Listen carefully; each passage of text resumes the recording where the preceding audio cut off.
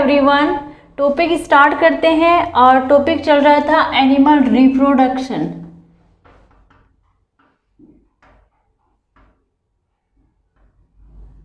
प्राणी प्रजनन।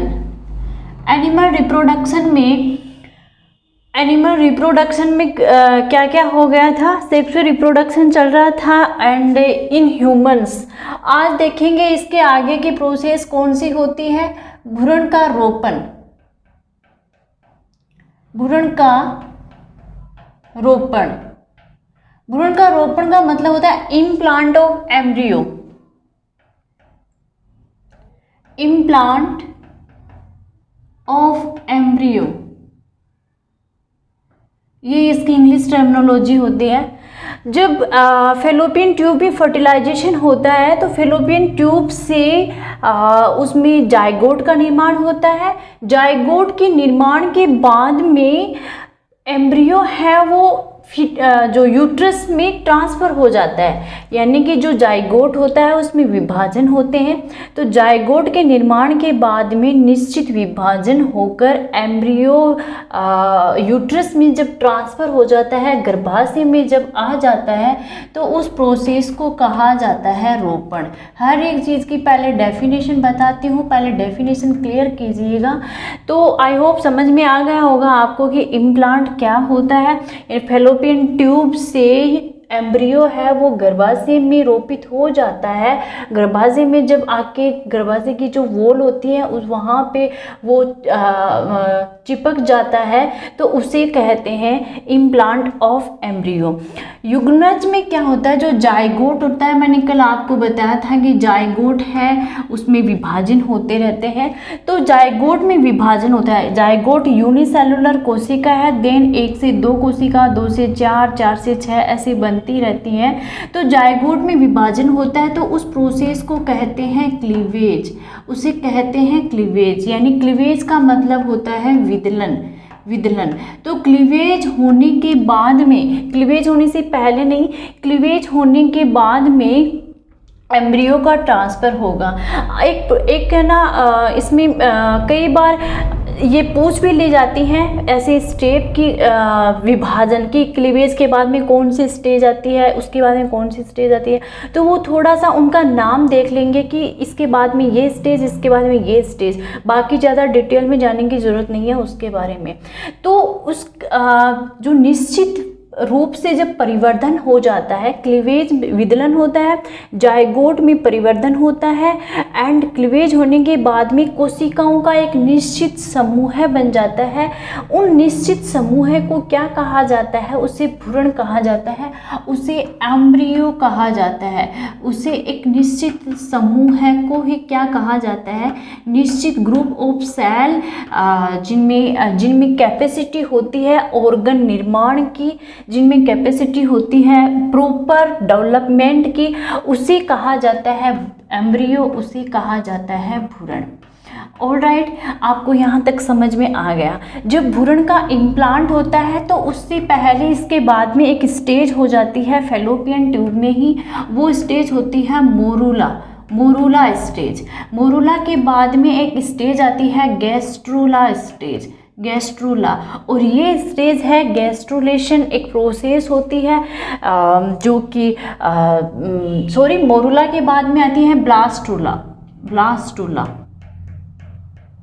गैस्ट्रूला इसके बाद में आती है। ये मैं पहली स्टेज बता देती हूँ, कंफ्यूज मत हो जाना। गैस्ट्रूला, ये पहले क्लीवेज आता है, देन मोरूला होती है, देन ब्लास्टूला होती है, देन गैस्ट्रूला होती है, और उसके बाद में ऑर्गेनोजेनेसिस होता है। ऑर्गेनोजेनेसिस क्या क्या होता है डिटेल में मत जाना, क्योंकि देखिए मैं पहले भी बता चुकी हूँ कि एग्ज़ाम की क्या रिक्वायरमेंट होती है उसके अकॉर्डिंग पढ़ना होता है। रिप्रोडक्शन पे मोटी मोटी बुक चलती है, बुक छोड़िए आप, वॉल्यूम चलते हैं 10-10, 12-12 वॉल्यूम, इतने मोटे मोटे वॉल्यूम चलते हैं। तो इतना नहीं पढ़ना है, पढ़ना है कि एग्ज़ाम के क्या रिकमेंडेशन है उस हिसाब से चलना है, ठीक है। तो एम्ब्रियो इसमें इम्प्लांट हो जाता है। देन जो एम्ब्रियो है वो फीमेल के जो मादा होती है, जो माता या मादा बोल सकते हो या फीमेल है, उस फीमेल के प्लेसेंटा से एम्ब्रियो है वो जुड़ा हुआ होता है। फीमेल के जो प्लेसेंटा होता है, प्लेसेंटा को कहा जाता है अपरा। इससे भ्रूण है यूट्रस में आकर इससे भ्रूण है वो जुड़ जाता है। प्लेसेंटा क्या काम करता है? प्लेसेंटा जैसे कि जो ह्यूमन का एग होता है, उस एग में इतना अधिक मात्रा में न्यूट्रिशन पोषक है, पित्तक है वो नहीं प्रेजेंट होता है, योग प्रेजेंट नहीं होता है, जिससे कि एम्ब्रियो को पोषण मिल सके। तो उसको पोषण प्रदान करने के लिए प्लेसेंटा है वो न्यूट्रिशन प्रोवाइड करवाता रहता है और भी अदर काम करता है प्लेसेंटा। देन इसके बाद में क्या आता है कि जब इम्प्लांट हो जाता है, यानी कि देखिए गलती मत करके आ जाना, इम्प्लांट हो जाने के बाद में शिशु के जन्म की अवधि तक की जो पीरियड होता है उसे कहते हैं गेस्टेशन पीरियड। गेस्टेशन पीरियड का मतलब होता है गर्भावधि। अब आपसे पूछ लिया जाएगा कि गेस्टेशन पीरियड का टाइम कितना होता है। फर्टिलाइजेशन के जस्ट बाद से शिशु के जन्म तक, जाइगोट के निर्माण के बाद से या क्लीवेज के स्टार्ट होने से शिशु के निर्माण तक, या इम्प्लांट होने जब यूट्रस में इम्प्लांट हो जाता है रोपण होने के बाद से शिशु के जन्म तक, तो ऐसे स्टेटमेंट दे दिए जाते हैं। तो गर्भावधि होती है, गेस्टेशन पीरियड, उस पीरियड को कहा जाता है कि जब एम्ब्रियो है वो यूट्रस में इम्प्लांट हो जाता है एंड उसके बाद से शिशु का जन्म होता है। तो उस शिशु के जन्म के बाद से के जो पीरियड होता है उसे गेस्टेशन पीरियड कहा जाता है। देन एम्ब्रियो का निरंतर विकास होता है। आँख है, नाक है, कान है, ये सारे के सारे एम्ब्रियो में भ्रूण में बनते जाते हैं, ठीक है। जैसे कि फॉर एग्जांपल आप मानिए कि 28 डेज में एम्ब्रियो में हृदय की धड़कन है वो प्रारंभ हो जाती है। 24 डेज में हार्ट बनना स्टार्ट हो जाता है, 28 डेज में हृदय की धड़कन है वो प्रारंभ हो जाती है। एंड लगभग 8वें सप्ताह का मतलब हो गया अप्रोक्सीमेटली 2 मंथ्स, है ना। 2 मंथ्स में एम्ब्रियो में सारे के सारे जो ऑर्गन है वो विकसित नहीं, ऑर्गन सारे के सारे अंग हैं वो बन चुके होते हैं। देखिए मैं विकसित नहीं बोल रही क्योंकि बाद की स्टेजेज में जैसे कि नाखून है वो 9th में है, जो 9th मंथ होता है, 9वां महीना होता है, उसमें नाखून आते हैं, उसमें जो प्लेसेंटा है वो एकदम लार्ज साइज में हो जाता है। 9th मंथ्स में जो है शरीर पे जो हेयर सिर पे बाल आना है वो स्टार्ट हो जाते हैं।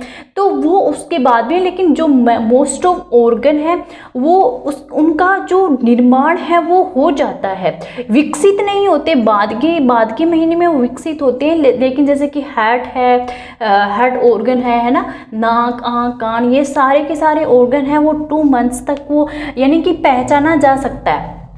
2 मंथ्स के एम्ब्रियो में पहचाना जा सकता है कि इसमें ये सारे के सारे ऑर्गन हैं, इनका निर्माण हो रहा होता है एंड बाद में इनका विकास होता है। तो 2 महीने के बाद की जो एम्ब्रियो होता है, उस एम्ब्रियो को 2 महीने के बाद के एम्ब्रियो को कहा जाता है फिटस है वो कहा जाता है, फिटस को कहा जाता है गर्भ। ऑलराइट, तो फिटस का भी आप ध्यान में रखना क्योंकि 8वें सप्ताह के बाद में एंड फिटस को आप ध्यान में रखना 8वें सप्ताह के बाद में और 2 मंथ्स के बाद में इसे कहा जाता है। देन प्लेसेंटा की मैं बात करूं, प्लेसेंटा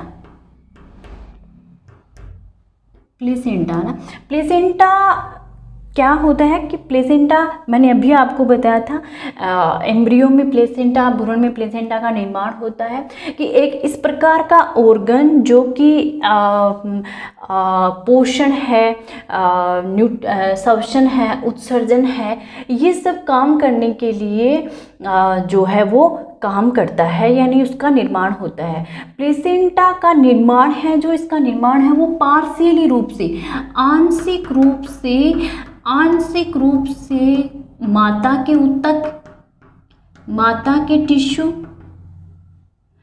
प्लस आंशिक रूप से जो आपका भ्रूण बोल सकते हो या जो फीटस है, इस फीटस के टिश्यू या एम्ब्रियो बोल सकते हो, क्योंकि फीटस को बाद में बोला जाएगा, एम्ब्रियो के टिश्यू पहले निर्माण हो जाएगा ना, तो फीटस या एम्ब्रियो, तो इसके जो टिश्यू होते हैं वो मिलकर प्लेसेंटा का निर्माण करते हैं पार्शियली रूप से, ठीक है। लेकिन फीटस ये इम्पोर्टेंट है, 2-3 एग्जाम में पूछा गया है कि ये किसे कहा, कौन से 2 मंथ्स के बाद, यानी टाइमिंग इसका पूछा जाता है, किसे कहा जाता है।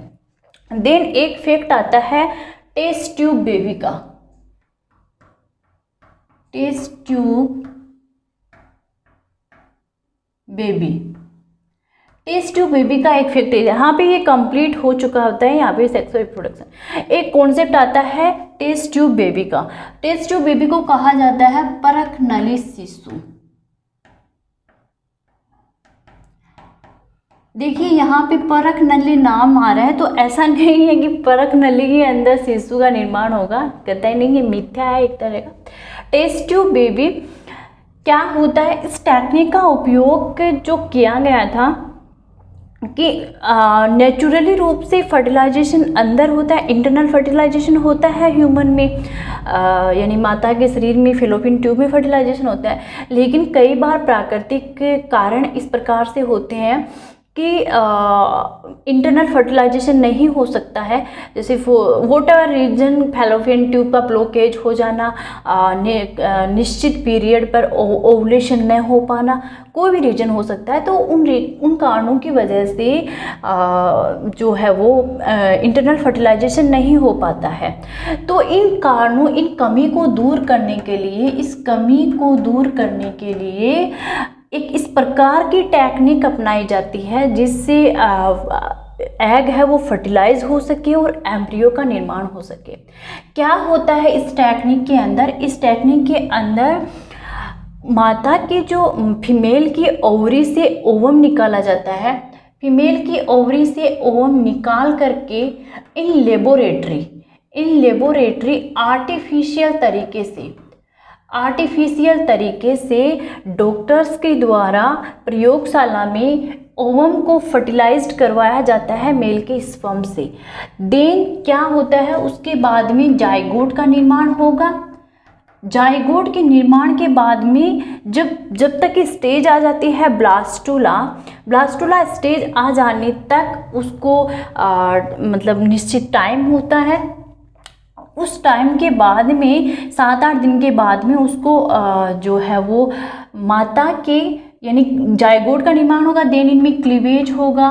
क्लीवेज होने के बाद में मैंने जो प्रोसेस बताई थी आगे, मोरूला होगा। क्लीवेज के बाद में मोरूला होगा, देन ब्लास्टुला होगा। ये सारे की सारी स्टेजेज हो जाने के बाद में इसको इम्प्लांट किया जाता है फीमेल के यूट्रस में। देन इसको इम्प्लांट किया जाता है फीमेल के यूट्रस में इम्प्लांट किया जाता है और वहाँ पे पूर्ण रूप से भ्रूण का निर्माण, जो भ्रूण का परिवर्तन होता है, देन फिटस का निर्माण है वो हो जाता है। तो इस जो टेक्निक है यानी कि आर्टिफिशियल तरीके से डॉक्टर्स के द्वारा इन लेबोरेटरी में एग को फर्टिलाइज्ड करवाया जाता है। देन ब्लास्टुला स्टेज आ जाने तक उसको यूट्रस में इम्प्लांट करवाया जाता है। तो ये टेक्निक है, ये टेक्निक कहलाती है IVF टेक्निक। आपने न्यूज़पेपर में भी जो एडवर्टाइजमेंट देखा होगा कई हॉस्पिटल्स के IVF टेक्निक है ना। तो IVF टेक्निक को कहा जाता है in vitro fertilisation. In vitro fertilisation का मतलब होता है पात्र निषेचन।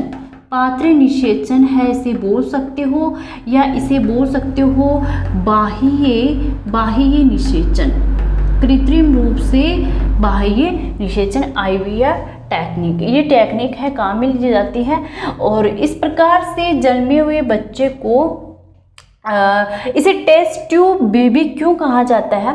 टेस्ट इस प्रकार से जो शिशु जन्म लेता है उस शिशु को कहा जाता है टेस्ट ट्यूब बेबी। इस शिशु को टेस्ट ट्यूब बेबी इसलिए कहा जाता है क्योंकि फर्टिलाइजेशन तो होता है आउट ऑफ बॉडी, और जो एम्ब्रियो का डेवलपमेंट होता है वो होता है शरीर के अंदर, इसलिए इसे टेस्ट ट्यूब बेबी है वो कहा जाता है। इंडिया में इंडिया नहीं, वर्ल्ड की मैं बात करूं तो वर्ल्ड में सबसे पहले जो टेस्ट ट्यूब बेबी हुआ था वो हुआ था लुइस जोय ब्राइस सबसे पहले टेस्ट ट्यूब बेबी हुआ था इन 1976। एंड इंडिया में सबसे पहले जो टेस्ट ट्यूब बेबी हुआ था इन 1986 में इंडिया में सबसे पहले हुआ था, एंड वर्ल्ड में हुआ था लुइस जो ब्राइस 1978 में हुआ था। तो यहाँ पे कंप्लीट होता है ये सेक्सुअल रिप्रोडक्शन वाला पार्ट। एंड एक लेक्चर और होगा जिसमें फर्टिलाइजेशन के टाइप वगैरह वो और देख लेंगे, एंड मुर्गी में किस प्रकार का होता है फर्टिलाइजेशन, एंड तो उसके बाद में ये एनिमल रिप्रोडक्शन वाला चैप्टर कंप्लीट हो जाएगा। तो पढ़ते रहिए, मेहनत करते रहिए। All the best.